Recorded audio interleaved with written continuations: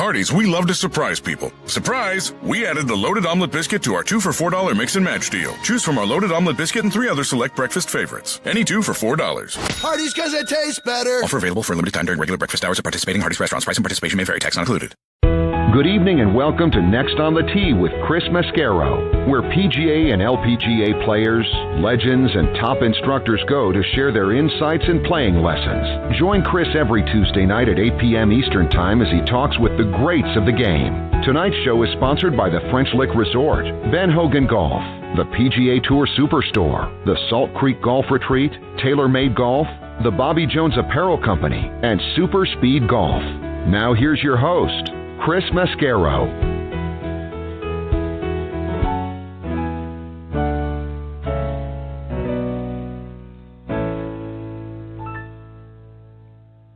Good evening, folks, and thank you for coming back and joining me this week on Next on the Tee. I am your host, Chris Mascaro, and boy, I hope your week is off to a really great start. And I got to tell you, I'm very excited about the two guests that I get to share with you tonight.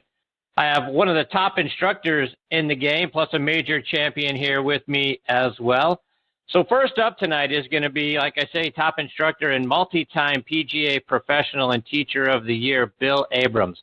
Bill has got a lot of fantastic instructional videos, folks, out on his website, BillAbramsGolf.com. Want to talk to Bill about his three-pillar approach to success. We'll talk about drills that we can do while we wait for spring to arrive so our swings don't get too rusty over the winter. We'll also talk about a thing that doesn't get a lot of attention and deserves much more attention than it gets, is nutrition and the importance of eating right when we're out on the golf course. We'll also talk about club fitting and being fit properly. You know, we hear us talk about that a lot here on the show, but not only being fit properly for the golf clubs, and we talk about, making sure we get the right driver and the irons and the shafts and all that sort of thing. One of the clubs that sort of gets forgotten in all of that mix is making sure we're properly fit for our putters. So we'll talk about that, not only about the face and the length of the shaft, but also weights and all of that sort of thing, making sure we're getting the putter face square when we are trying to make as many putts as we possibly can during the course of our round. So I want to make sure we get into that. So a whole lot to get into when Bill joins me, and he'll be along here in just a few minutes. Following him, I'm going to get a return visit from 2003 PGA Champion Shaun Micheel. Shaun just turned 50 back on January the 5th, and as he's joined me over the last several years, it seems like we've been talking about and looking forward to him turning 50 so he can get back out and playing on the Champions Tour. And now, boom, here we are. He's 50 years old, about when he's looking forward to making his Champions Tour debut. We'll talk about the things that he's working on right now within his own game. Shaun is down in Naples, Florida, getting ready for the season. We'll also talk about the Senior PGA Championship, which is going to be played at Oak Hill, which is the site of Shaun's 2003 PGA Championship victory. So looking forward, obviously, to that this year. And so we'll also talk with Shaun as well about the new rules that have gone into effect and get his perspective as well. So a lot to also get into with Shaun when he joins me a little bit later on in this half hour. So a lot more great stories and information coming your way tonight on this edition of Next on the Tee. Thank you so much for tuning in and taking the journey with me tonight and making us a part of your golfing content. Before we get started, I'd like to remind you about my good friend Mitch Lawrence and his podcast, Talking Golf Getaways. He and his co-host Darren Bunch let you know about great places to stay, play, and even eat and drink while you're there. Again, their show is called Talking Golf Getaways, and you can stream it online by going to golfnewsnet.com or over on Audio Boom or pretty much anywhere you go to consume your podcast. Mitch's twin brother Matthew, also a great friend, has a great golf show in his own right called Backspin Golf, which you guys know is on hiatus right now and driving me nuts. But the show typically airs on WLXG ESPN Radio AM 1300 up in Lexington, Kentucky. It airs Sunday mornings from 8 to 9 a.m. Eastern Time. You can go online to WLXG.com and stream his show as a podcast, so you can catch up on anything you missed from last season. And you guys know I love his show, and Matthew is so much fun to listen to, and he's been great fun on this show, and he's just fantastic. Again, go online to WLXG.com. Look for Backspin Golf in their podcast section. Catch up on anything you missed last year. And as you guys know, we are sponsored by the French Lick Resort. Let's hear a word from our friend Steve Rondinero about what they've got going on this winter. Play the courses champions play at French Lick Resort. Laura Davies won the 2018 Senior LPGA title on our Pete Dye course.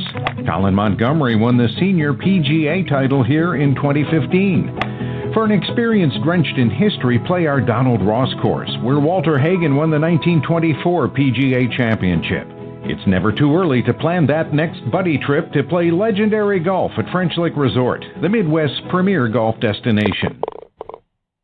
Yeah, folks, be sure to go online to FrenchLick.com to see for yourself what a wonderful place it is up there and to book your stay as well. I also want to tell you about our good friends at the Ben Hogan Golf Equipment Company. Now, folks, if you haven't hit Ben Hogan irons since maybe the 80s or the 90s, do yourself a favor and get a demo iron for either their Fort Worth, PTX, or new Edge irons. So go out on the range and compare it to whatever you have. All Ben Hogan irons and wedges are handcrafted one at a time in their Fort Worth, Texas factory. No mass production, no shortcuts. Now you can get custom-made irons, wedges, and hybrids online by going to benhogangolf.com, and they're going to build those clubs to your specifications, and best of all, charge you a fraction of the typical retail price. Check out their complete line of forged irons and wedges, utility irons, hybrids, bags, and accessories online at benhogangolf.com. Please also check out the Bobby Jones Apparel Company by going online to bobbyjones.com. They've got their semi-annual sale going on right now. Save up to 50% off of some of their clothes. Plus, their early spring collection is out as well. Looks fantastic. I got my eye on some of the polos and the sweaters. They look really great this year. So go online to bobbyjones.com. Check out their great lines of either what they've got going on in their semi-annual sale or over in their new spring collection. You're going to love it. All right, now back with me on the French Lick Resort guest line is Bill Abrams. Let me remind you about Bill's background. Played his college golf at Lycoming College up in Williamsport, Pennsylvania. Became a member of the PGA of America back in 1993. He was a Central Illinois Teacher of the Year in 2004 and 2005. He won the Horton Smith Award for the Illinois PGA section in 2005, and that award is given out annually to a golf professional for their outstanding and continuing contributions to developing and improving education opportunities for the PGA professionals, in this case, in the state of Illinois.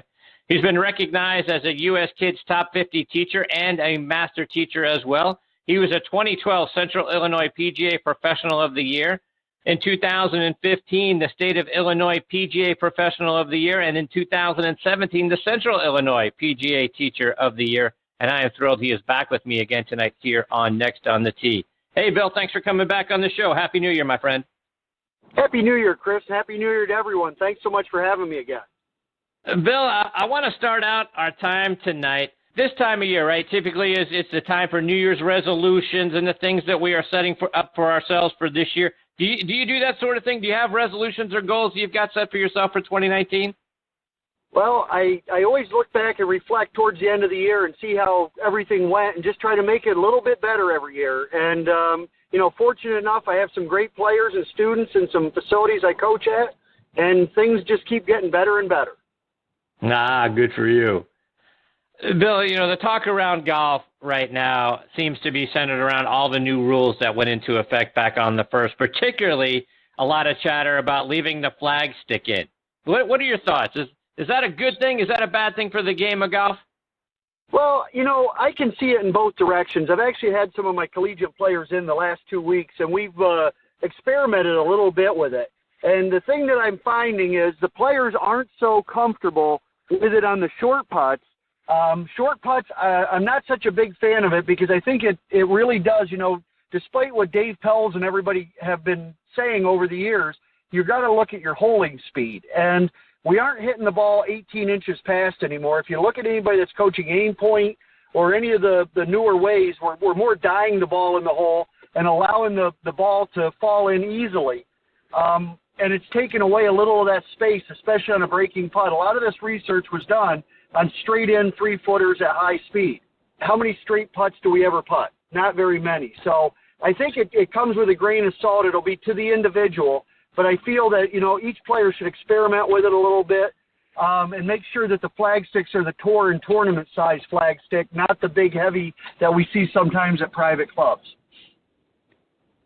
And Bill, looking at all the other changes that went into effect, other ones that you think, boy, it's about time we address that rule, and others that you think maybe at the end of the year the USGA and the R&A may want to think about walking back?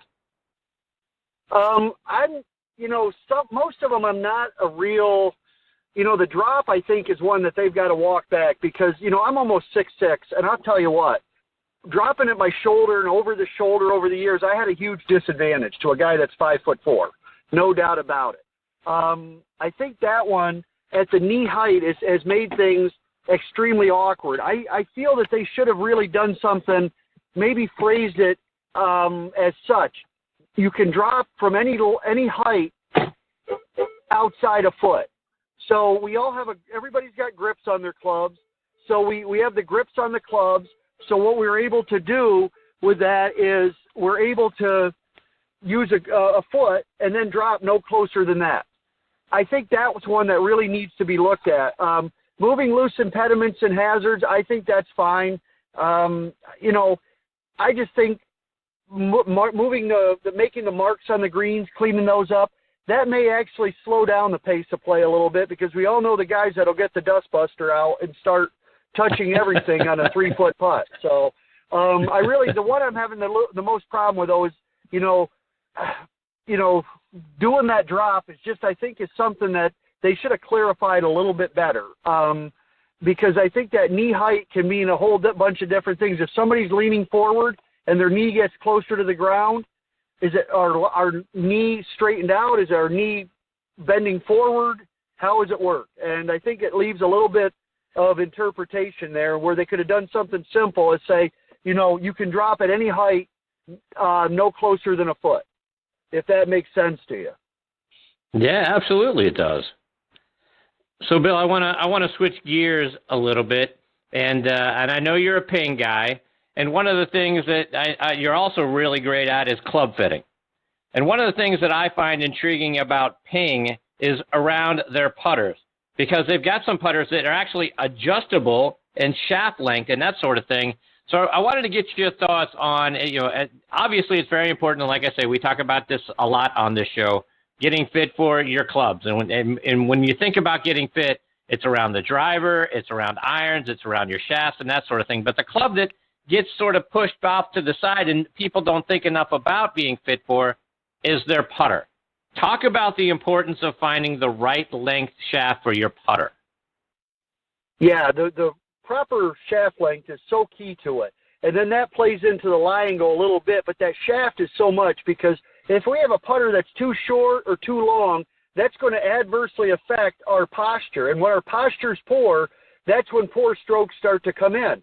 When we get ourselves in good posture, now our body's on a little better balance and we're able to make a little more of a rhythmic, balanced stroke, meaning the pace and the length of the stroke stay better without us having to manipulate it. And Bill, talking about posture, just in general, the posture of the golf swing, and that's sort of where everything starts from.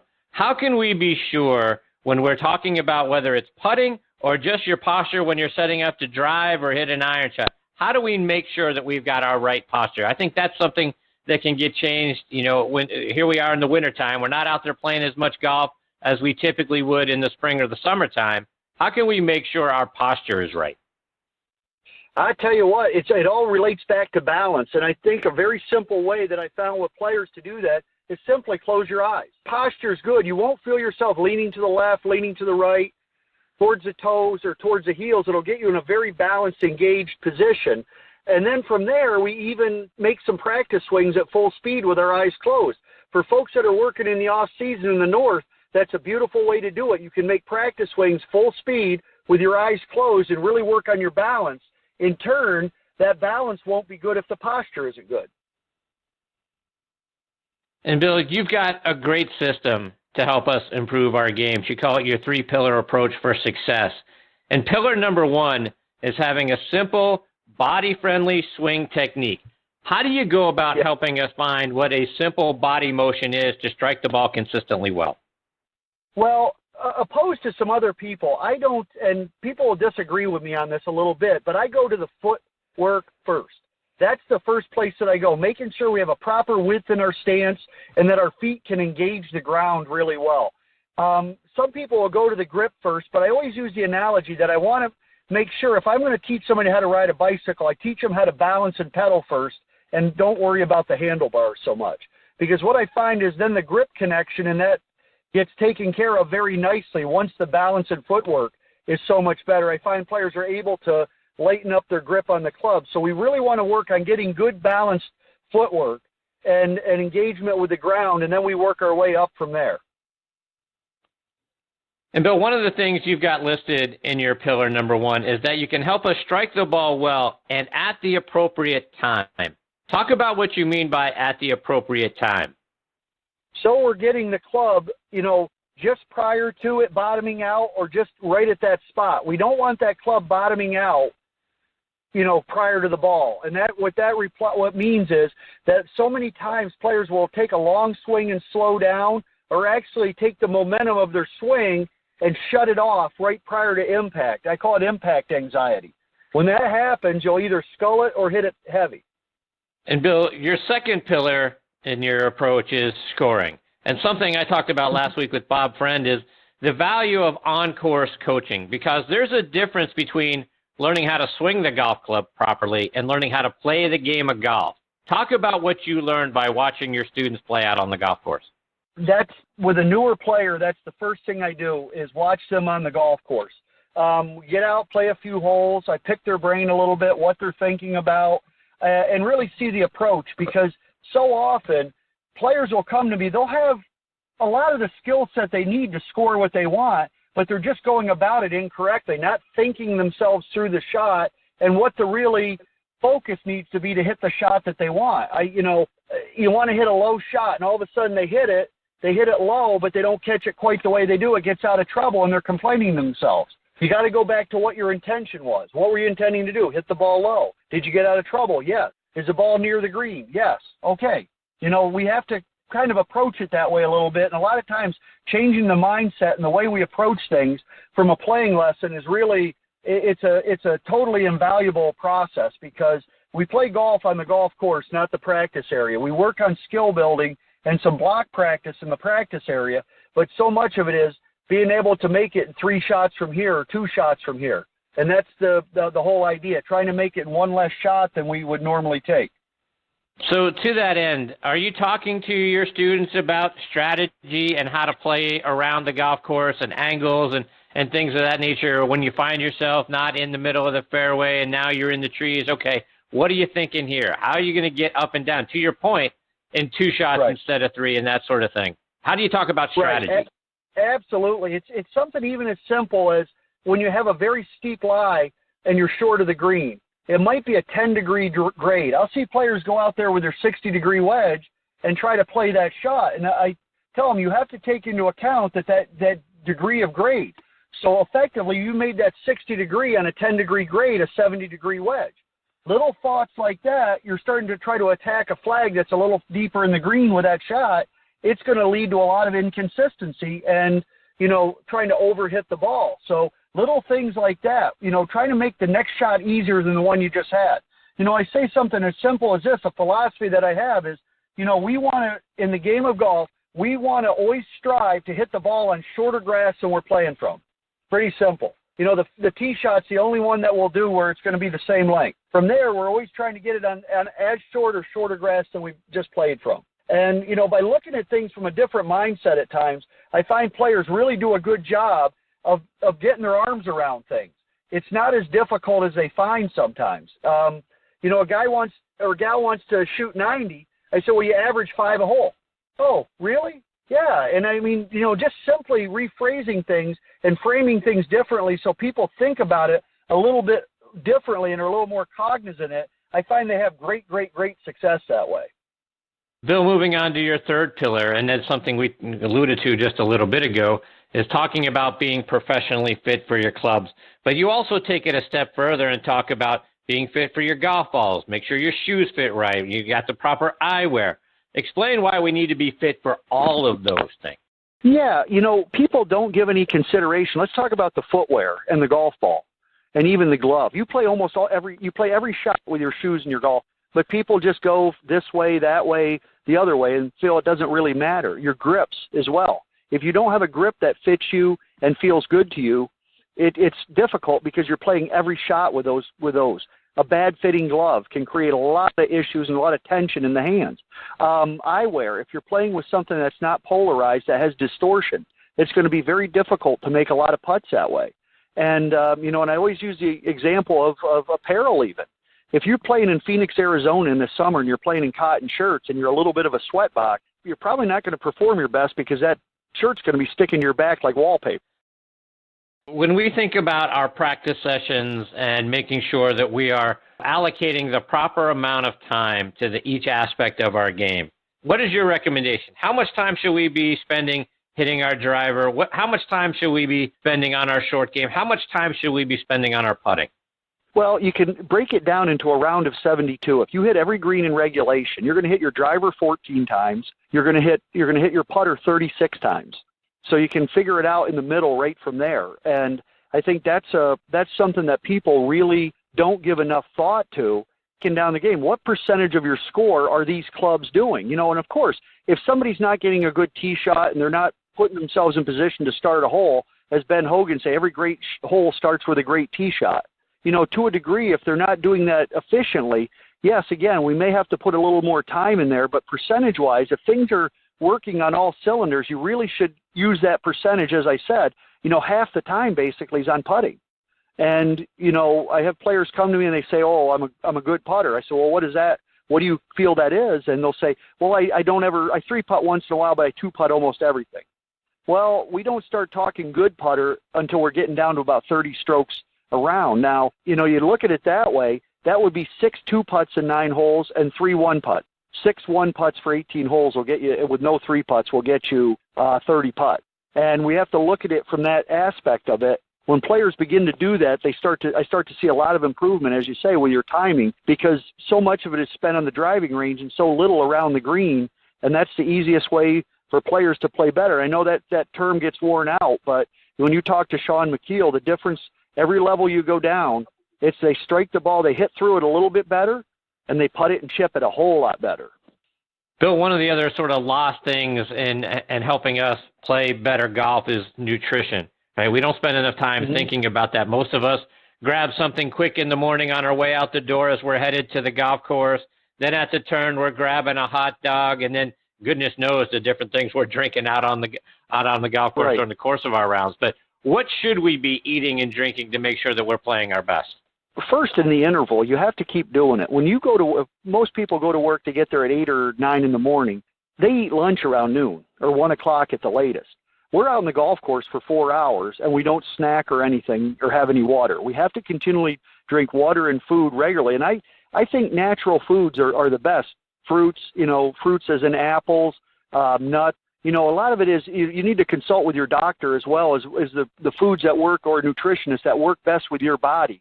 But I found proteins, jerky works good if there's no sodium issues, because it gives some protein and carb mix. We don't want to go heavy in one area. And sports drinks, I find sometimes there's as much sugar to me in a bottle of Gatorade as there is in a Pepsi. Not necessarily the best thing for your performance going all over. But, things that are a little more natural, I think, are always the best snacks for you. There's some protein bars and power bars and things like that on the market. But, again, you've got to watch the sugar content on certain ones there and make sure that they fit your dietary needs. And, Bill, for those of us that are still in the throes of winter, what are some drills that we can do indoors to help keep our swings in shape and actually maybe, emerge from the winter having either better golf swing or a better opportunity to score well? Well, the first one that I'd given you previously is taking some golf swings with your eyes closed. Practice swinging as hard as you can to work on your balance.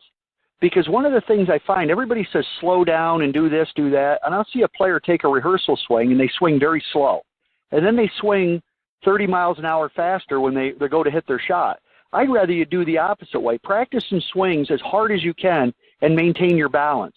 And then from there, you can work your way back, because that balance is such a key when we come out for the winter. When we have a keen sense of our balance and our body is moving well, you're going to see a big difference coming out when you haven't hit some balls after a while. That's a great one. Any kind of little putting and chipping where we're doing some wedge shots, even working in the house where you're working the bounce of the club, so that bounce is hitting and skipping off the ground a little bit and skidding along the ground. is going to be a big, big thing, so you're not chunking or digging shots when you come right out. Those are two areas swing-wise that I would do, and always putting. Working on making sure the length and the pace of your stroke are equal, so the backswing equals the through swing lengthwise. And from there, we can just, get yourself into some really, really good shape so you can come out and start making some great putts and swings early in the season. Bill, just a couple more before we let you go. And like I was going through just a portion of the list of the many great things that you've accomplished in your career, being a PGA Professional of the Year, being a PGA Teacher of the Year. But looking back over all the things that you've done to this point in the game of golf, is there a moment or two that you enjoy reflecting back on that really make you feel good and say, you know what, that was pretty darn good?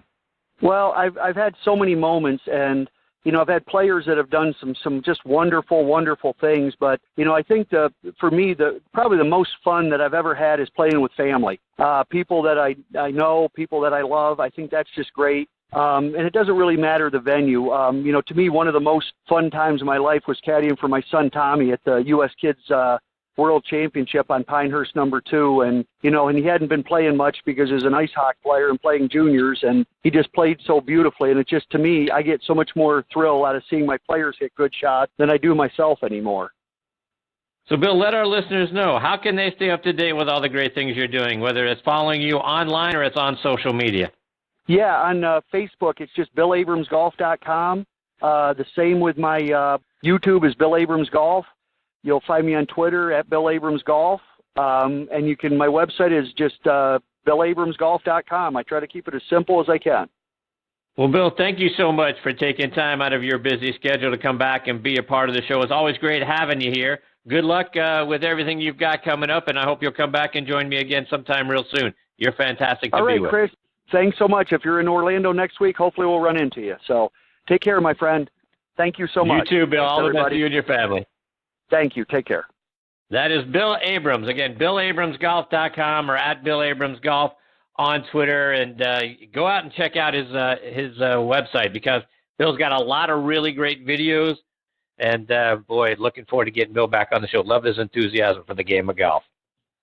Before I get to my next guest, Shaun Micheel, I want to remind you about a few of our sponsors. First, I want to give a shout-out to our friends at Super Speed Golf. Now used by over half of the tour players around the world, Super Speed Golf is the fastest and most effective way to increase your swing speed.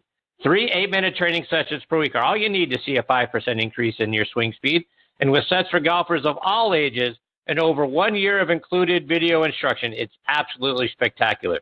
Super Speed offers a complete solution to help you start bombing it off the tee. Visit them online at superspeedgolf.com to pick up your set today. Also want to remind you about my M4 driver from TaylorMade Golf. Can't wait to get to 5 and 6. They're right around the corner. But I'm telling you, what a wonderful driver that is. I don't know about you, but I don't hit it in the center of the face every single time. And after studying hundreds of thousands of swings from pros and amateurs like us, TaylorMade designed their new drivers to protect us from our mishits and give us straighter distance. So whether your mishit is on the low heel or the high toe, Twist Face brings the ball back to center, keeping the distance we want and finding the fairway more often. The new drivers are also the choices of pretty good golfers you might recognize. Twist Face is played by Tiger Woods, Rory McIlroy, Dustin Johnson, Jason Day, and Jon Rahm, to name just a few, and dominating the top 10 out on tour. So if you haven't tried Twist Face, go hit it and get fit. It is in the new M3 and M4 and soon to be out in the M5s and M6s, and only from TaylorMade. And this segment of the show is sponsored by our good friends at the PGA Tour Superstore. This segment of the show is brought to you by the PGA Tour Superstore. See why golfers everywhere are proud to call PGA Tour Superstore their golf pro shop. Visit them online at PGATourSuperstore.com. Now back to Chris and more of the show.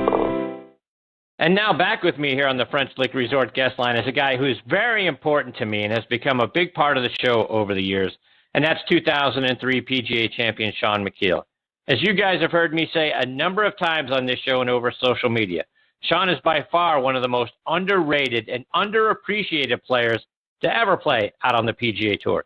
Mainstream media recognizes that he won the 2003 PGA Championship, but they fail to give him the credit for things like his second-place finish in the 2006 PGA Championship, finishing runner-up behind Tiger Woods at Medina, or his second-place finish in the 2006 World Match Play Championships after defeating Tiger Woods in the first round, or his 20 top 10 finishes, or his 57 top 25s. He's only the second player ever to record a double eagle in the U.S. Open, which he did back in 2010 at Pebble Beach, and the U.S. Open returns to Pebble Beach this year. Shaun turned 50 back on January the 5th, and I'm looking forward to rooting for him this season out on the Champions Tour, and I'm very glad he's back with me tonight here on Next on the Tee. Hey, Shaun, happy 50th. How are you, my friend? Chris, thank you very much. I'm doing well. How about yourself? I'm really well, thank you, Shaun. So you know what, Shaun? For the last couple of years when you've come on the show, right? Most people dread turning 50. It's almost like we've been waiting for you to turn 50 so you could get out on the Champions Tour and get back out there competing against the guys you competed against so hard back in the early parts of the 2000s and even before that. But are you excited to get back out there? I am. Yeah. It's a difficult place to be as a tour player when you get into your 40s. I mean, Davis Love and VJ and those guys have been able to kind of keep, and Steve Stricker also, have been able to keep a pretty high level of play up, and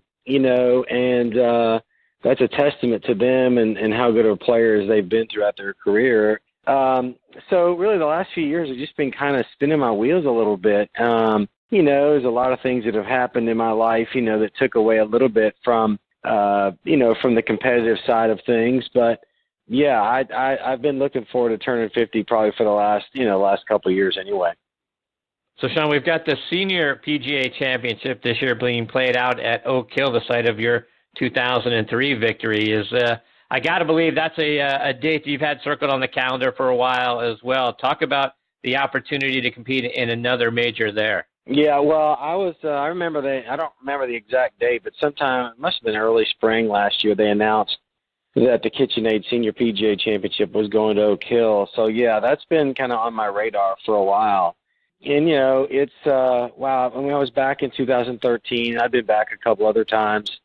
But, yeah, I'm really looking forward to getting back up there. I'm going to be going up in April to do something for the membership, early April, probably right before the Masters. So I'm excited about that and sharing a couple days with the membership up there. But, yeah, I'll be interested to see really kind of how the golf course is set up in May, what exactly the weather's like in Rochester. Of course, the week prior to that, I'll be at the regular PGA Championship at Bethpage. So I've not spent much time in New York, particularly upstate New York in May. So I'm fingers are crossed that we'll still be able to wear shorts. To that end, Shaun, do you expect the golf course to play much differently than what you've seen it play in the past, if for no other reason, because it's so much earlier in the season than it typically has been? I mean, it'll certainly play differently than my win. I mean, that week that I played and did so well, it was hot. I mean, it was really, really hot back in 2003, and then we get back there in 2013, and the weather was different. I mean, it wasn't hot. They had done a few different things to the golf course. So I suspect that it'll be, kind of damp and cold. I mean, it's hard to predict this. I mean, this weather across the United States has been pretty unpredictable for everybody this year. But I definitely anticipate short, sweaters and hopefully no rain jackets. But it's just kind of anybody's guess. But it's a long course. I mean, they lengthened it from 2003 to 2013. And so I'll just really be interested to see how the course is set up lengthwise, for the Champions Tour guys. They'll definitely play a little bit shorter than the PGA Championship, but I just don't know what tee box I'm going to be playing from. Shaun, are there other events on the schedule on the Champions Tour this year that you're really looking forward to getting an opportunity to play in?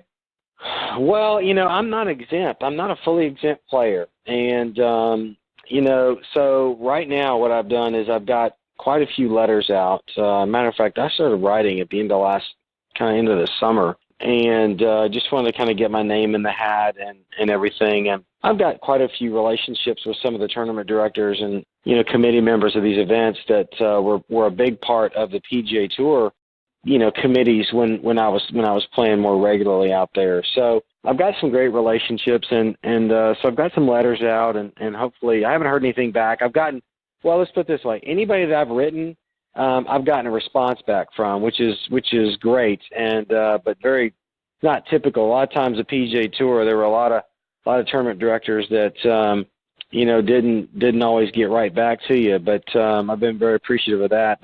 But nothing in concrete yet. Just a lot of good vibes, and if I don't, like, I'm down here in Naples right now, and if I'm if I don't get a spot for the first event, the Oasis Championship, then my plan is to do the Monday qualifier. So, I'm just working hard on my game, and we'll kind of see what happens.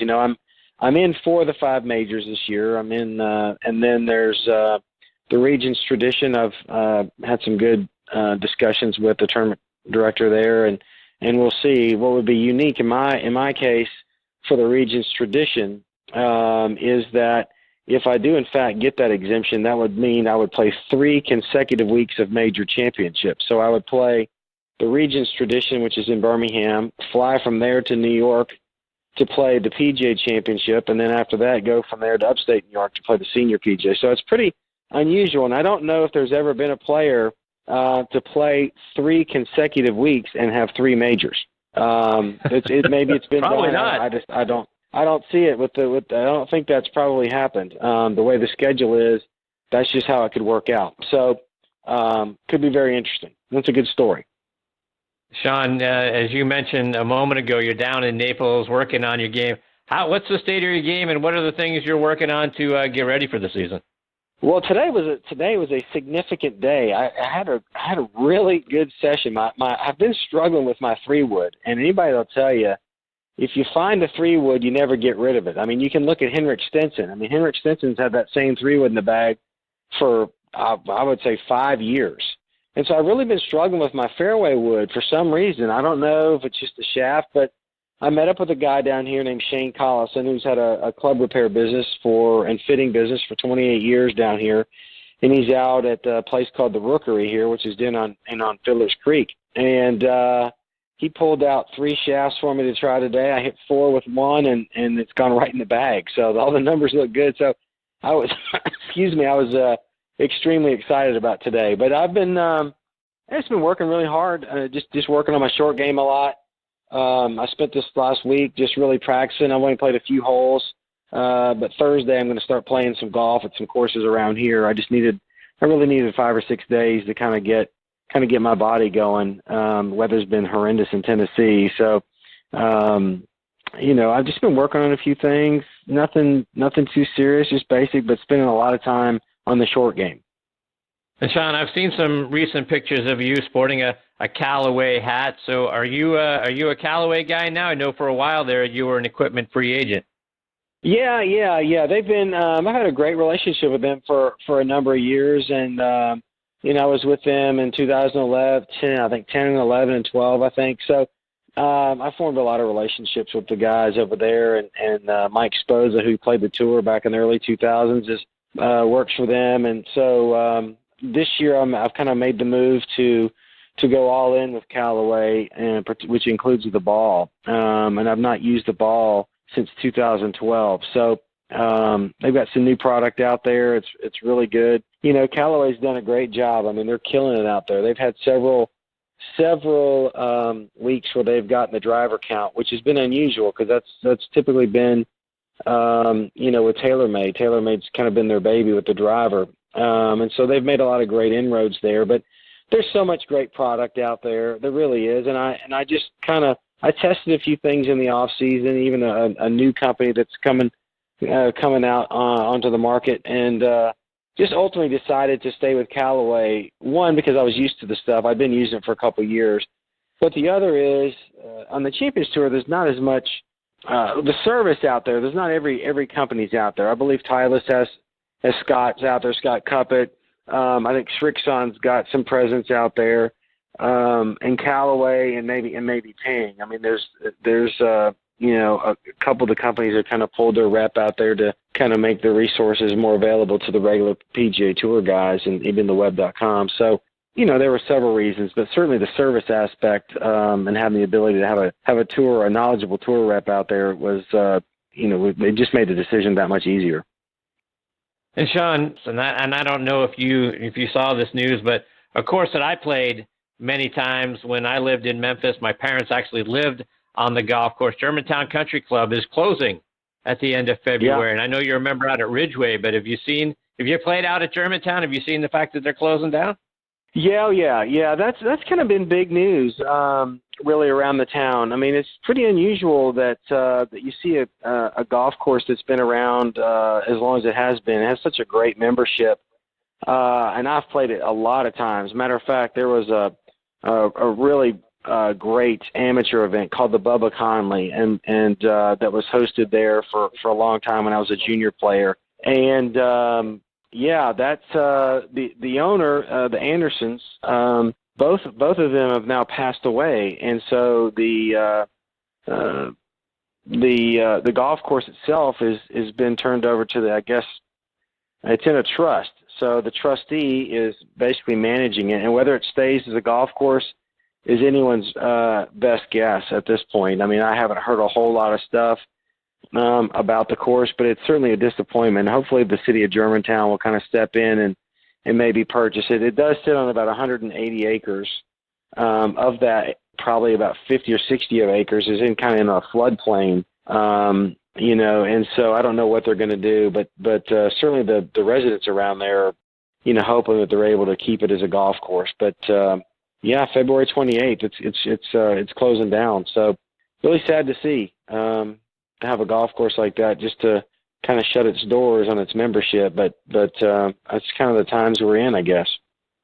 Yeah, unfortunate.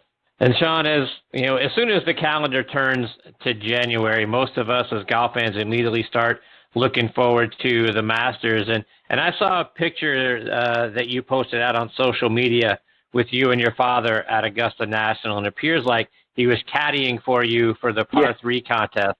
Had to be a thrill to get to share something like that with him. It was, so that picture, it's an old picture. I mean, it was from 2004, my first Masters. And I guess a side story to that is all along, my dad had some friends back at the club that made an annual trip to Augusta. And I don't know how many years in a row they've been doing it. It hadn't been that long, 5-6 years that they've been doing this kind of trip. And my dad always told him that he was always invited, but my dad never went. He said, I'm not going to go until Shaun gets to play. And so, I think my dad was kind of thinking, oh, man, Shaun's not going to win. He's like 33, 34 years of age. I'm not sure when he's going to win. And so he accepted an invitation to go in 2003. And then lo and behold, I win in 2003, and I'm eligible for 2004. So, it was what a great moment it was. I mean, as I've told you, and anybody that plays golf or really anything that's ever happened in your life, you can attribute really to your parents getting you involved or in some way, shape, or form. And being that my dad was so instrumental in getting me started playing golf, it was appropriate that I have him caddy for the par 3, and we had a great time. He got to hit a shot on the 18th hole, hit it on the green. So it was a delight, and those definitely seeing some of those pictures. That's why I like posting things like that. It brings back great memories for me. It was a great moment. But yeah, that's hard to believe. 2004. That's when that was. So I had a great group. I had my wife caddied one time. My father-in-law caddied. I actually auctioned off a practice round tickets for 2 people and the opportunity to caddy in the par 3. I did that one year, and that raised about $20,000 for Make-A-Wish. So Gary Stavram's his name, from Memphis, big Memphian. Went to Christian Brothers as well, and I think graduated in 85. So so then Dade caddied for me when he was that was 08. So he would have been 4.5. So I've got some good pictures in my house that were professionally done that are scattered about of him caddying. So those are great memories. And for people that have never been there, that don't really understand really the par 3 contest and may think it's a little bit hokey, it's just really fun to be able to share, that day and those 9 holes with, with your family and friends, because it's just, you just can't show up at Augusta National and say, hey, can you mind if I come in and look at the course? I mean, it's such an interesting and unique setup, but it's, when you go there and play and you see just the love of, the Masters, I mean, that there's not really a place to stand or sit. Once that thing kicks off, it's a real popular event, and even more so amongst the players. So it was always an event that I loved playing. Hopefully somebody at some point will break the jinx of winning the par 3 contest and going on to win the tournament. I'm not sure who that's going to be. I mean, last year we saw Virginia as a number 1 seed get beat by a 16 seed, which has never happened either. So it'll happen at some point. But par 3 is it's a highlight. It's a highlight of the event of the week for sure. Shaun, I want to switch gears a little bit and get your thoughts on the rules changes that just went into effect. And one of the things that's getting a lot of airtime is the opportunity to leave the flagstick in. And wanted to get your thoughts. How do you feel about leaving the flagstick in, whether it's on the long putts or on a 3-footer?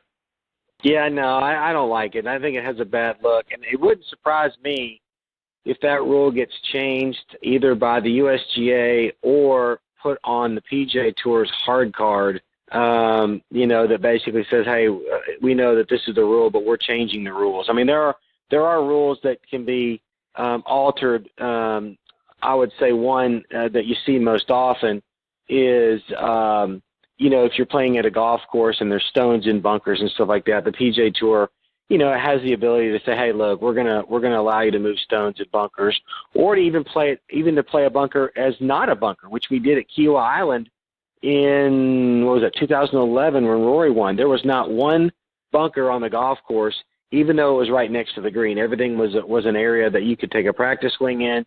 You could move whatever you wanted. So that one's fine, but I don't like the idea of leaving the pin in. I think it just looks bad, and it's probably just because I've always played it with the rule that it had to be attended and taken out. I've seen Bryson DeChambeau and and he leaves it in, seems like on every single putt. He said he's done research on it, blah, blah, blah. I don't know. That one's going to get changed, and I think it gets changed before it gets out of control. But the other rules changes, I guess, are fine. I'm not so sure about grounding your club in a hazard. That matter of fact, they're not even called hazards anymore. I think they're called penalty areas. So there's a lot of stuff for me to digest when I get out, playing here before too long, because I thought I kind of knew the rules fairly well, but dropping at knee height. If you drop it at waist height, is that a penalty? I don't even know, or is it a redrop? I'm not really sure on all these things, but I don't like the one specifically you asked about with leaving the pin in. Shaun, just a couple more before we let you go, and one of the things we talk a lot about on this show is how the majority of the game is played from 100 yards in, and I was just curious to get your thoughts. When you're out practicing and the things that you are working on with your own game, how much time are you spending on the short game and making sure that you're getting, instead of getting up and down in 3, you're getting up and down in 2? Yeah, I mean, almost all. I mean, I've hit a lot more balls in the last week since I've been in Naples, and most of that is just because I've kind of needed to kind of get the body going and stuff like that. But I spend, if I spend 4 or 5 hours out at the practice area, each day, I would say 4 hours is it on putting and chipping bunkers. It's 40-yard shots. You'd be amazed really at how good you can get with your full swing just by managing, little short wedge shots. It keeps you really stay in control of the club head. It's a much shorter swing, but it's a good way to get the club on the ball. It enhances your creativity, throwing balls around, chipping over bunkers, putting some in the rough. I mean, those types of things where it doesn't cost you any shots, when you're out there practicing. But as far as a percentage, it's hard to say. I mean, all I can say is it's fun, and it really helps the long game as well. So, it's hard to really break it down. It's 75% of my time is spent out there, working on the short game, and it's and there's I work on fairway bunkers. I work on 30, 40-yard fairway bunker shots. I wasn't very good when I first started doing that, 5-6 days ago, and now I've kind of figured it out. And you just got to learn. You got to almost teach yourself. It's hard to go and get a short game lesson. I mean, you can get the basic principles of, your grip and how do I stand, but it really is incumbent upon yourself to figure out, okay, if I open the club face up and I aim way left, where's the ball going to go and how is it going to react? And so those are the fun types of things to practice in. When you sit out there and just beating balls, at my age, I can't really do it. In the shoulder surgery I had a number of years ago, I just can't maintain, that for very long. So the short game gives me a way to still work on my full game swing, but not putting the unnecessary strain on my body. So, and plus it's enjoyable too. Shaun, you've played in so many pro-ams over the course of your career. To give us a lesson, give all of us amateurs a lesson. What is one of the things that you've seen, us amateurs do time and time and time again that you think you kind of shake your head and go, boy, they need to learn how to do this? I mean, the bunker play seems to be, I would definitely say the short game. Look, everybody has a unique swing. I think, when I watch somebody hit off the tee, I watch how they hit it a couple of holes before I even open my mouth. But I want to look at their grip. I look at the typical things that you might in an opening lesson, and that's the fundamentals. That's grip, stance, posture, ball position, alignment, all those types of things that you look at first. But what I see is just how much of there's a lack of understanding that players, the amateurs have in bunker play, and basically how to use a sand wedge. Most of the amateurs I play with are so afraid to open the club face up because they just feel like it's going to go nowhere. It's going to go way off to the right. And I think once you show them the technique and get them to accelerate through the shot and stuff like that and not be so handsy, you can really learn a lot. But like I said, it's typically around the short game.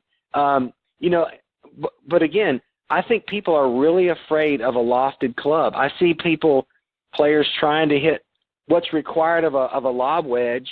They're still trying to use like a pitching wedge or a 9-iron and just try to kind of blade it up there and stuff like that because they just don't understand really how to effectively use the club. So there's a lot of great things, and I love the pro-ams. I'm always hesitant to really open my mouth up, and I usually kind of introduce myself and say, look, if there's anything that you need help on or want help on, just ask. He said, because I want you guys to have a good time. The last thing that a player, a professional golfer, wants to have happen is to tell somebody on the second hole, hey, you need to work on, more face rotation on your driver. Well, you stuck that in their mind. Now they're going to spend the rest of the other driver holes trying to work on that, and as opposed to having fun with the group, And so it's a delicate balancing act that you have to play with each of the members. You almost have to kind of be a little bit of a mind reader. Some people aren't even bashful about that, but I always kind of preface it. There's always a disclaimer. Hey, I'm going to help you, but if it screws you up for the rest of the day, please don't badmouth me after we're done and tell me I'm a terrible teacher. And that usually softens up the situation a little bit. And but people are like, look, I'm out here because I haven't played golf but 3 times this year. I'm the top accountant in such and such company, and they needed a guy to go play golf, so here I am. So those guys you aren't maybe as afraid to help. But there are players out there that you see, and I've been with them numerous occasions. It's usually the young kids that are up and coming, and they're decent golfers, and they think they're going to beat the pro. And those are the guys I have the most fun with because they're out there playing for a score, and it doesn't take long for one of them to make a really big number. And so those guys kind of always amuse me. But for the most part, I enjoy every moment of the Pro-Am. But again, kind of walking that that fine line of how much information is too much. And in golf, my God, it's a myriad of things. It's grip and posture. Where's the ball? When if I line up over here, so people that play the game understand, kind of the difficult nature of the game in general, and then trying to allow these people that are paid all this money to enjoy the day, but yet still get something out of it. So most of the time, I just kind of give that disclaimer and say, hey, look, this is what I want you to think about. Write it down on your scorecard or put it in your phone and work on it tomorrow when we're not playing. So that's kind of an easy segue into the day for me. Shaun, before we let you go, remind our listeners, how can they stay up to date with all the great things you're doing, find you out on the Champions Tour, and then follow you online or on social media? Yeah, well, hopefully I'm going to be starting here for too long down in Boca Raton. This is coming up the first week of February, so I'll be probably posting some stuff, pretty soon. But I'm at Shaun Micheel PGA on Twitter and then Facebook. You can just type in Shaun Micheel and you can find me. But I'm anxious about getting out there and being out there with my contemporaries, meeting some new people, meeting the new sponsors. The Pro-Ams are such a big part of the Champions Tour. It's really all about relationship building. That's something that I learned early on in my career. I've made a lot of great friends out of the Pro-Ams. It's something I really enjoy, and so hopefully I'll be posting some great things about some of the new friends I'm about to meet. So I'm excited about it. Well, we're excited about following you and seeing you back out there. It's going to be a huge thrill, whether it's in any one of the majors that you talked about or other events that you qualify for or get picked to play in. But certainly very excited now that you're out on the Champions Tour and looking forward to following you this year. Good luck to you, Yeah, Shaun. I need to just stay age 50 for about 5 years, and I'll be good. So, midlife crisis hasn't hit me yet, but you might want to ask my wife that. So anyway, yeah. But so anyway, I appreciate it, Chris. I'm really looking forward to it, and hopefully be out there. And actually, I'm hoping to be playing in your neck of the woods here, and I believe it's in March at the Mitsubishi there in TPC Sugarloaf. So that'll be coming up here for too long. So I'm looking forward to being out there. Maybe do a live broadcast out there. It'd be fun. Yeah, that'd be a lot of fun. I hope we get the opportunity to do that. Shaun, thanks so much for your time. You're always fantastic. I always love having you as part of the show. Look forward to catching up with you again real soon, my friend. Yeah, that sounds great. Thank you, Chris. Hope everybody has had a great new year. Take care. Take care, Shaun. All the best to you and your family. Yeah. That is the great Shaun Micheel. And again, typically you find people are dreading turning 50. And it seemed like for about the last 2.5 years, Shaun and I have been rooting for him, waiting for the day, if you will, when he turns 50 so he can get back out there and be a part of the Champions Tour. I'm so excited for him. I hope he plays really, really well. Looking forward to following him throughout this year and as the years go forward. All right, folks, it's time for me to put a bow on this episode of Next on the Tee. I want to send out my sincere thanks again to Bill Abrams and, of course, Shaun Micheel for joining me tonight. Please give me your thoughts. Check out our page on Facebook, Next on the Tee with Chris Mascaro. Go in there, give us a like. That's very important to us. Plus, if you've got a comment about the show or you've got a question, that you want me to get answered for you for one of our future guests, which you can find our guest schedule out there on our website, nextonthetee.net, or even, one of our previous guests. I'll be glad to get the question out to them and get the answer back to you.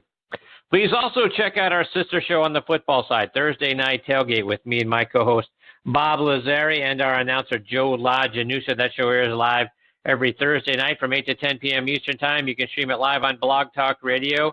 That show, like this one, also available as a free podcast on iHeartRadio and our good friends over on Podbean, who feature this show, Next on the Tee, right there in their golf fan section, and then Thursday Night Tailgate in their NFL fan segment section as well. So, and please download the Podbean app. If you love listening to the podcast, they've got such great podcasts across all genres that you can take with you right there on their app on your smartphone.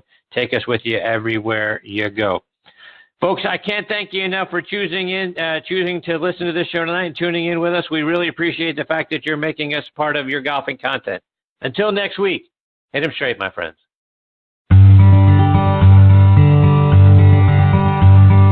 You've been listening to Next on the Tee with Chris Mascaro, where